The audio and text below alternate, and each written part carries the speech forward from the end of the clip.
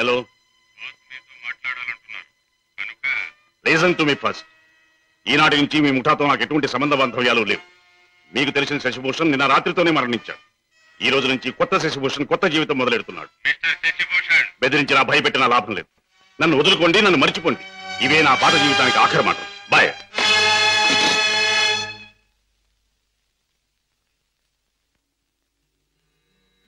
రామయ్య.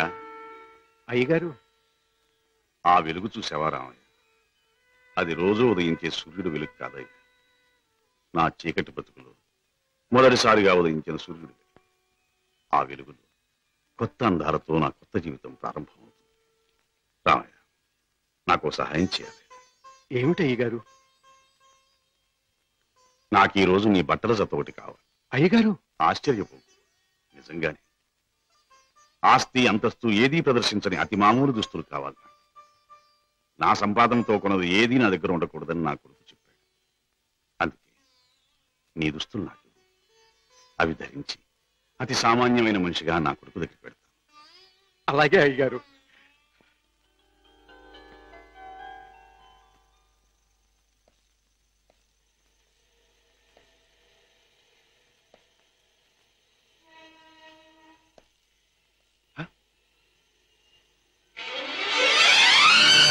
రాజా! Daddy, నా కోసం వస్తున్నారా?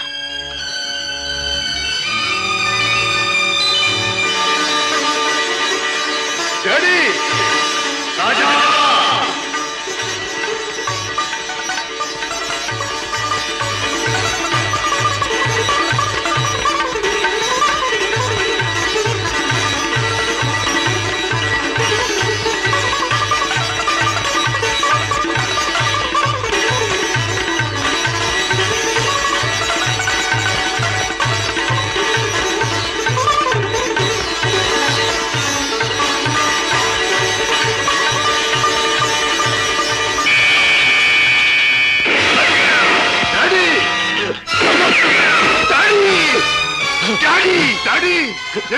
ఏమిటి ఘోరం? మై డియర్ సన్, దారి తప్పిన మనిషి ముగింపు ఇలా దారుణంగా ఉంటుందని నాకెప్పుడో తెలుసు. డాడీ! రాజా, జీవితంలో అన్నీ పోగొట్టుకున్నవాణ్ణి. నాకు మిగిలిందల్లా నువ్వు ఒక్కడివి. నీకు దూరమై ఒంటరిగా బ్రతకడం కంటే మంచివాడుగా మారి ఇలా మరణించడమే మంచిదనుకున్నా. డాడీ! ఎవరు ఎవరు మిమ్మల్ని దెబ్బ తీసింది? ఎవరు? నా మాటలు విని మారిపోయి వస్తున్న మిమ్మల్ని చంపడానికి ప్రయత్నించింది ఎవరు? ఎవరు డాడీ? ఎవరు? చెప్పను, చెప్పలేదు. రాజా, రాజా, మొదటిసారిగా మీకోసం నేను తప్పు చేశాను. ఆ తరువాత మిమ్మల్ని చంపుతామని బెదిరించి నా చేత వాళ్ళు తప్పులు చేయించారు. మీకోసం, మీ మంచి కోసం అడ్డదారి నడిచిన నేను అన్నీ మర్చిపోవాలని తాగుడికి దగ్గరయ్యాను, బిడ్డలకు దూరం అయ్యాను. ఇప్పుడు ఇలా వెళ్ళిపోతున్నాను. అలా అనకండి డాడీ. అన్యాయంగా మిమ్మల్ని అంతం చేయడానికి ప్రయత్నించిన ఆ మనుషులెవరు? వాళ్ళంతా నేను చూస్తాను. చెప్పండి daddy. No no, I won't tell you, I won't tell you. Daddy! Raja, సుఖంగా బ్రతకవలసిన నువ్వు ఆ రాక్షసుల జోలికి పోయి ప్రమాదం తెచ్చుకోవటం నేను సహించలేను.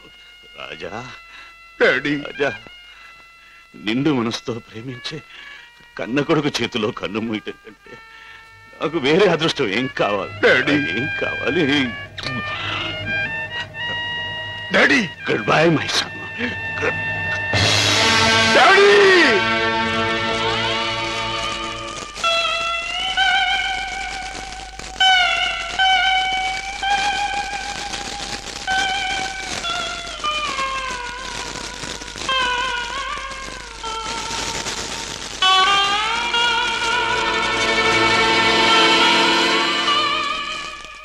డాడీ, మీ చావుకు కారకులెవరో మీరు చెప్పకపోవచ్చు, కానీ నేను తెలుసుకుంటాను.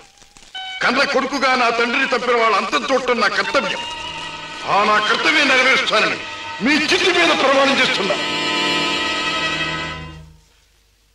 మిస్టర్ రాజా, మీ నాన్నగారి వీలునామాలో స్థిర చిరాస్తులన్నీ అనాథ శరణాలయాలకి, వికలాంగుల శరణాలయాలకి అందజేయాలని రాశారు.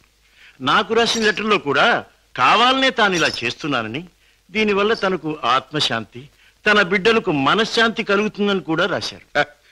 ఎంత పెద్ద మనసు అయ్యగారిది. లక్షలు సంపాదించి సొరశాపల్లా బలిసిన ఏ ఒక్కనాకుడికి రూపాయి దానం చేయటానికి మనసు ఒప్పదు. నిజంగా అయ్యగారిది సముద్రం అంత విశాలమైన మనసు. మిస్టర్ రాజా, ఈ డాక్యుమెంట్స్ అవి కాపీ ఒకటి మీ దగ్గర ఉంచండి. నేను వెళ్ళొస్తా. అన్నయ్య, ఇంత మంచి మనసున్న డాడీని భగవంతుడు ఎందుకన్నయ్య మన్నించి దూరం చేశాడు? లేదమ్మా, భగవంతుడు కాదమ్మా, పగబట్టిన కిరాతకులెవరో మన డాడీని చంపారు. వాళ్ళంతా చూస్తాను. రాజాబాబు, పొన్నునాటి సముద్రం లాగా ఆవేశంతో పొంగబాక. చూడు, పెద్దయ్య గారు ఏటన్నారన్నావు? ఆ పాపిస్నాయాల జోలికి పోకుండా నీ మానవం నేను ఉండమన్నారు కదా. ఆడి చెప్పినట్టు ఆడి జోలికి వెళ్లకుండా ఇళ్లలో గాజు పెట్టెల్లో పెంచే పెంపుడు చేపలాగా హాయిగా ఉండు. ఎవరు నన్ను ఆపలేరు. నా గుండెలో మంటే చల్లార్చలేరు. ఆ నీచుల్ని అంతం చేయకపోతే ముందు ముందు కొన్ని కుటుంబాలు సర్వనాశనం కావచ్చు. చెడు నుండి మంచికి మారే అవకాశాలు కొంతమంది పోగొట్టుకోవచ్చు. వాళ్ళెవరో తెలుసుకోవడం ఎలాగ బాబు? ఈ రాత్రికే మా ఇంటికి వెళ్తాను.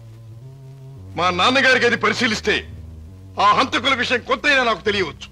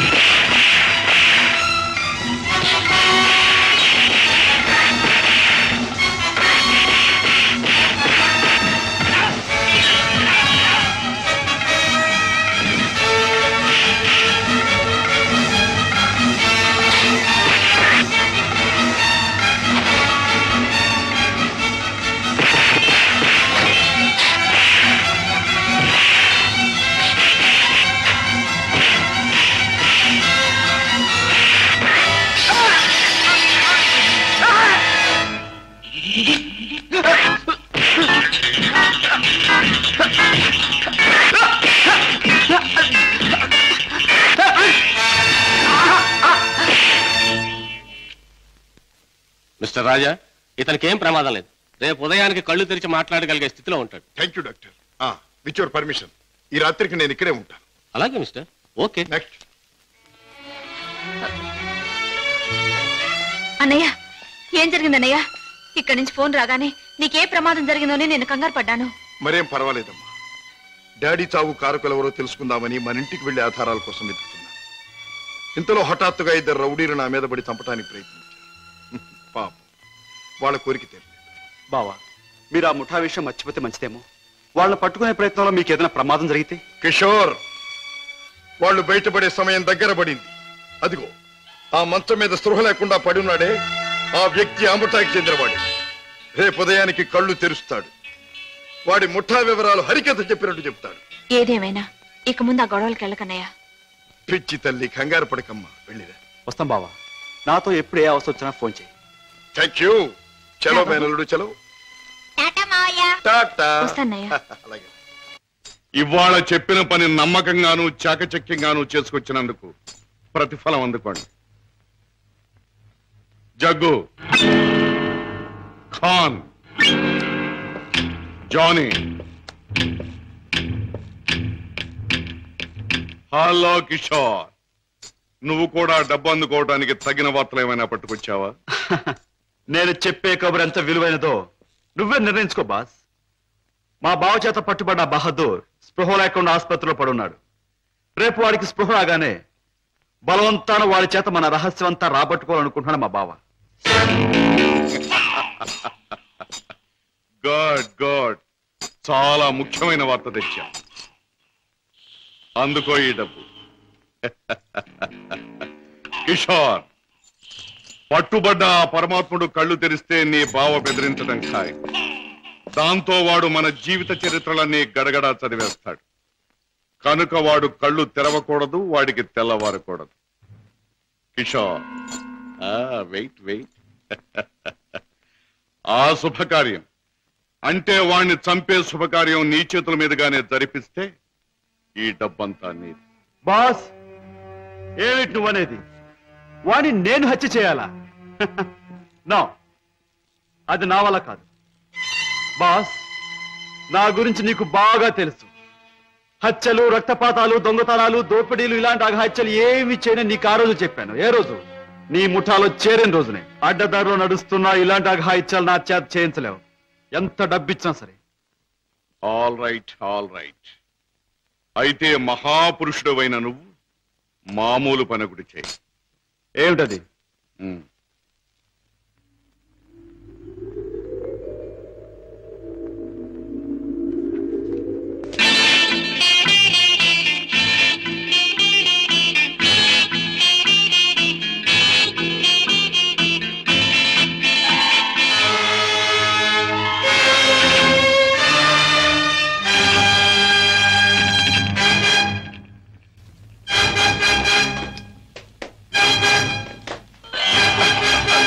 సారీ